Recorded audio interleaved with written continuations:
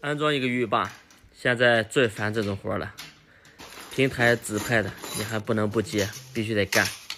平台给的安装费我都不好意思说了，说出来都是泪，只有干过的师傅知道。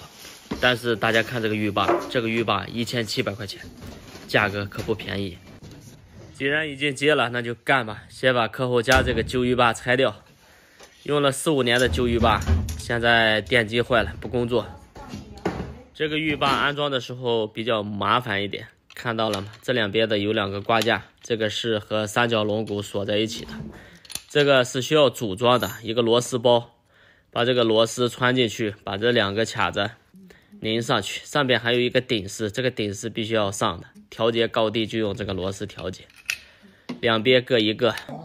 看这个墙设计的厉不厉害？这个砖全部都空鼓了，然后自己设计的，在砖的边角处打了一个膨胀螺丝，用螺丝把砖给固定在墙上了，太厉害了，多么聪明的业主！安装挂架之前呢，两边有2个螺丝，这个螺丝要松一点，挂到三角龙骨上。这个架子如果和浴霸先组装在一起的话，挂的时候不太好弄，所以我现在都是先放挂架，然后再上浴霸。周围的这些集成板碍事儿的话，直接给它拆掉，给我们留够足够的空间。这个浴霸呢，比普通的厚很多，一定要提前考虑它的厚度，安装之前就要看清楚，否则的话，你装到一半了，装不进去，那就麻烦了。安装这个浴霸是我们装普通浴霸的2到3倍的时间，因为这个比较繁琐。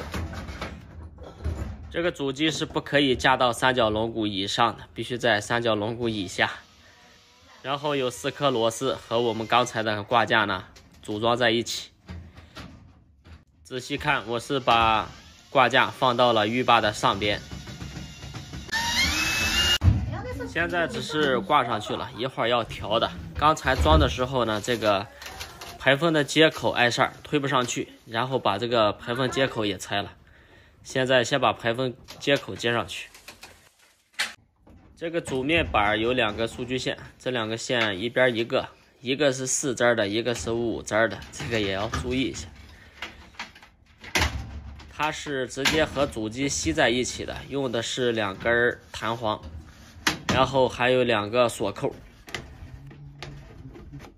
就是这个东西90度旋转锁死就可以了。现在我们看一下这个主机和集成吊顶，它不是平行的，这个就需要调节了，看到吗？这个松弛的状态，这就要拧我们刚才提到的那个顶丝了，就是挂架上面的4颗顶丝。通过调节这个顶丝呢，它的上升或者下降可以和集成点调平。做好调平以后，我们可以把这个挂架顶端的这个螺丝拧紧，这个就和三角龙骨锁死了。然后我们把这个风管呢和它之前的风管连接好。一般风管都有一个卡子，如果卡子不好使的话，缠几圈胶带绷上去就可以。现在断电接线，现在的浴霸好处就是一般都接2根线就够了，控制线都省了，都是电路板控制遥控。之前的5合1开关也用不上了，里面的线也没用。顶子里面呢我已经甩开了，所以这里没有电，随便接。这个新浴霸的开关呢，只需要接一个灵活线，输入一个灵活线就可以。现在只能通过旁边的插座取个灵活线接过来使用。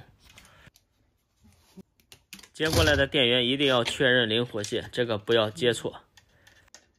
现在的电气化设备很多都是可以联网使用的，以后比如说我们要洗个澡，在客厅用手机一预约，浴霸是不是自己就加热了，水也自己烧开了，一会儿我们过来洗就可以了。